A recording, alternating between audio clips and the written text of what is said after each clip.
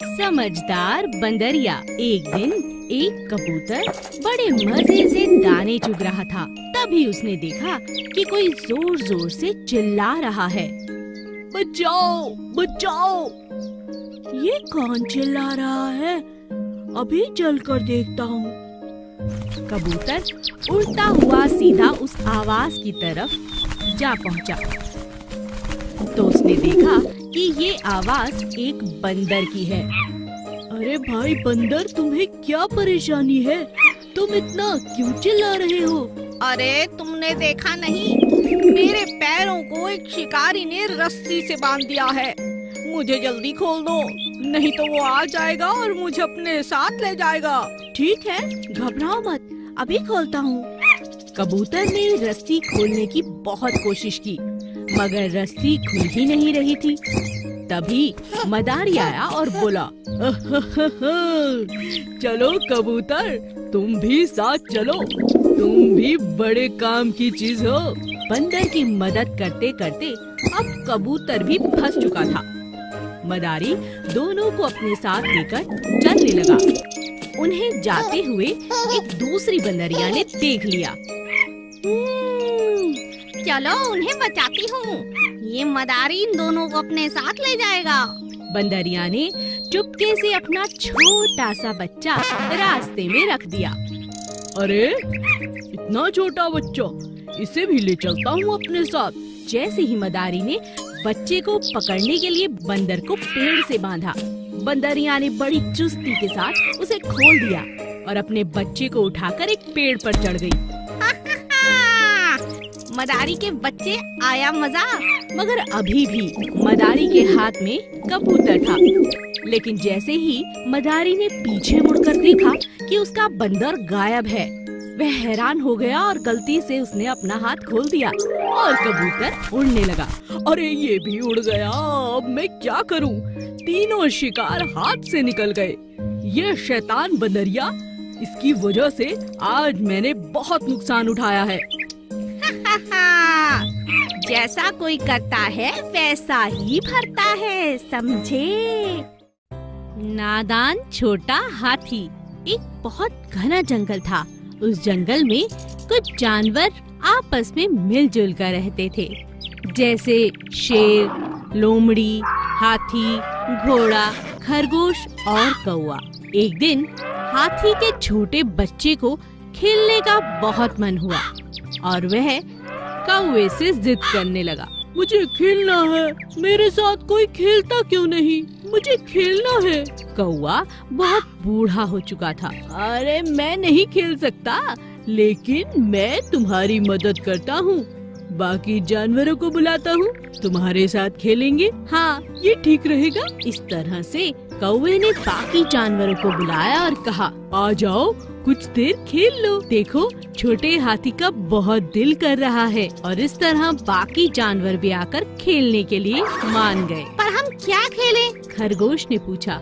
मैं बताता हूँ, मैं बहुत बूढ़ा हो गया तो खेल नहीं पाऊंगा, आप लोग खेलो। पर करना क्या है? बताता हूँ।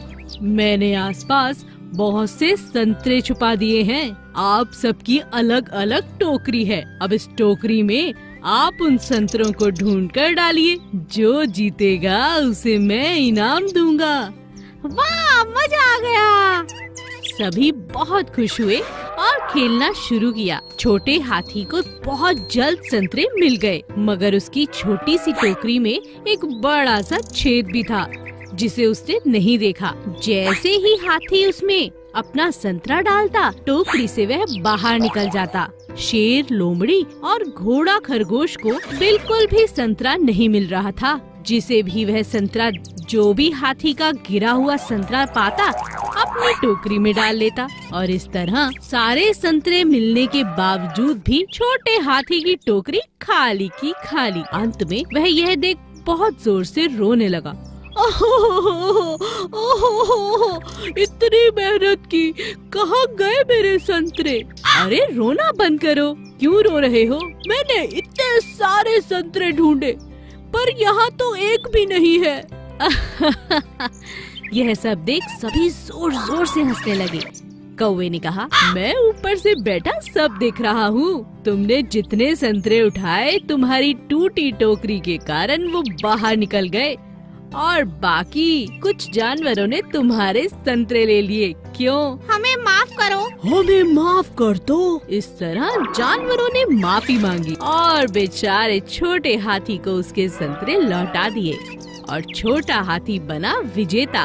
मैं बहुत खुश हूँ, मैं जीत गया। एक दिन चुन्नू अपने दोस्तों के साथ एक बड़े से मैदान में गुल्ली डंडा खेल रहा था। अरे मुन्नू, आज तुम मुझे नहीं हरा सकते, शर्त लगा लो।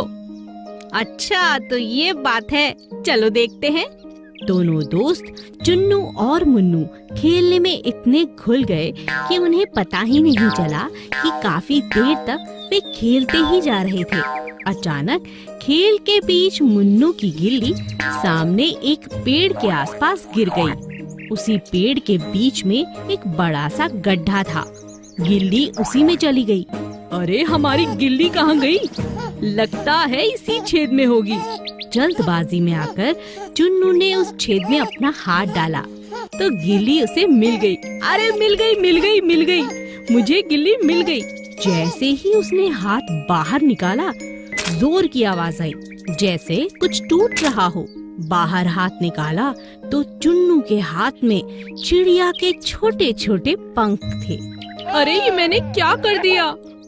उस छेद में झांकने पर चुन्नू ने पाया कि वहाँ चिड़िया के कुछ बच्चे थे जो अभी उड़ना नहीं जानते थे।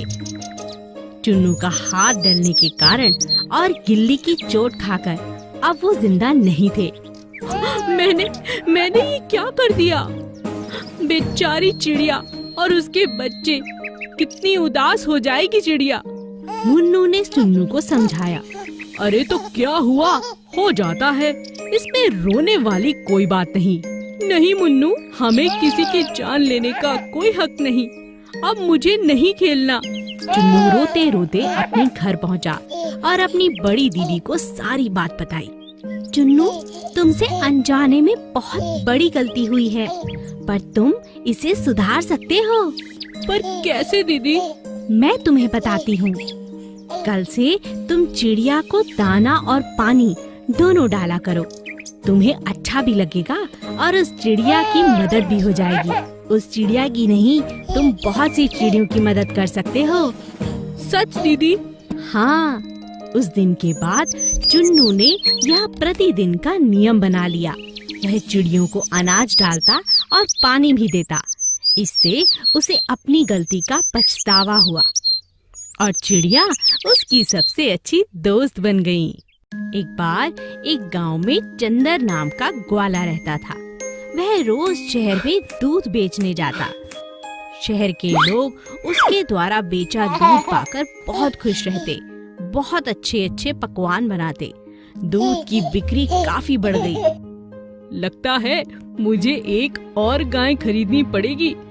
मेरे पास तो कम पैसे हैं, क्यों ना किसी से उधार ले लेता हूँ। काम भी मेरा बहुत अच्छा चल रहा है।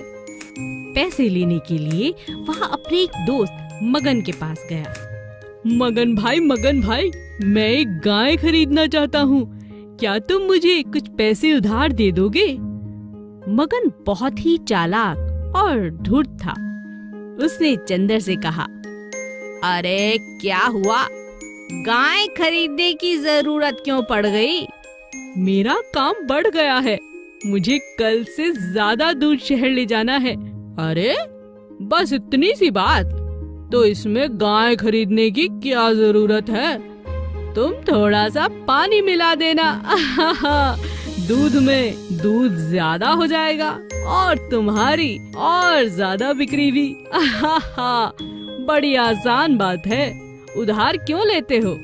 चंदन ने सोचा, मगन ठीक कह रहा है, मैं ऐसा ही करूँगा। लालच में आकर चंदन ने दूध में पानी मिलाना शुरू कर दिया।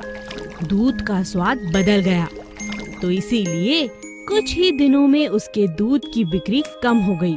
एक दिन वह उदास बैठा था, तभी उसकी बेटी उसके पास आई और बोली, पापा, ईमानदारी में बरकत होती है। आपने कहा था पर इसका मतलब क्या होता है? चंदर तुरंत समझ गया कि उससे क्या गलती हुई है। उसने अपनी गलती के लिए भगवान से माफी मांगी और वादा किया कि वह कभी बेईमानी नहीं करेगा।